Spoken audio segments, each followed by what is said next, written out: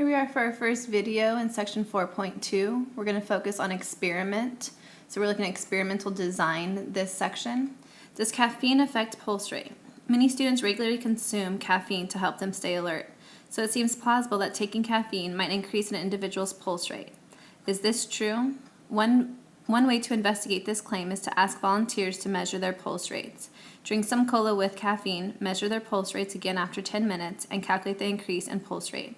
Unfortunately, even if the pulse rate of every student went up, we couldn't attribute the increase to caffeine. Perhaps the excitement of being in an experiment made their pulse rates increase. Perhaps it was the sugar in the cola and not the caffeine. Perhaps their teacher told them a funny joke during the 10-minute waiting period and made everyone laugh. In other words, there are many other variables that are potentially confounded with taking caffeine.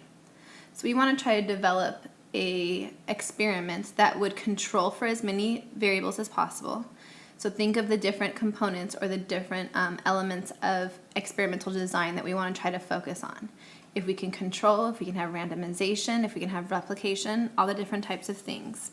So suppose you have a class of 30 students who volunteered to be subjects in the caffeine experiment described earlier. We're going to explain how you would randomly assign 15 students to each of the two treatments. We're going to have two treatments, one that's going to be cola with caffeine and one that's going to be cola without caffeine. That way, again, we're controlling for at least one of the variables. Then through randomization of this assignment, even if there were other confounding variables involved, we've had randomization built into it, which should allow us to control and kind of count out that variable as having too strong of an effect. So first thing we're going to look at is using 30 identical slips of paper. So one method for randomly selecting people to treatments. So using 30 identical slips of paper, write A on 15 pieces of paper and B on the other 15. Mix them thoroughly in a hat and have each student select one slip of paper. Then ask each student who received an A to drink the cola with caffeine and each student who received a B to drink the cola without caffeine.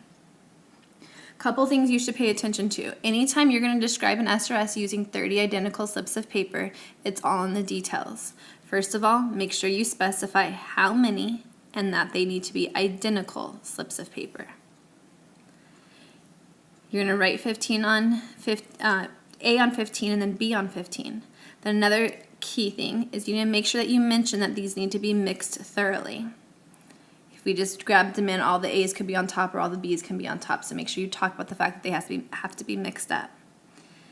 Have each student pull, then ask each student to receive A to drink. Make sure that you are assigning a treatment to each group. So A is going to drink the cola with caffeine.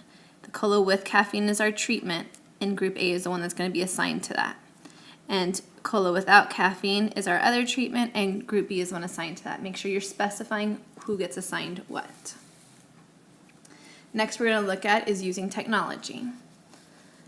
Number the students from 1 to 30, use random integer 1, 30 to select 15 different numbers from 1 to 30. These students will drink the cola with caffeine and the remaining 15 will drink the cola without. Again, you have to pay attention to the details. Make sure you're telling them how to number the students, what you're doing in the calculator, and then be sure that you're specifying that these have to be 15 different numbers. We do not want them to repeat. We need different students involved. And again, we are assigning the treatments. These students are the ones drinking the cola with caffeine. Everyone else will drink the other. And then finally, using table D. Number the students from 0, 1 to 30. Use a line from table D and read 2-digit numbers moving from left to right. The first 15 different numbers from 0, 1 to 30 will identify the students who will drink the cola with caffeine. The remaining 15 students will drink the cola without caffeine. This time we have to number from 0, 1 to 30 because reading table D we have to have the same number of digits. We're telling them how to read the table.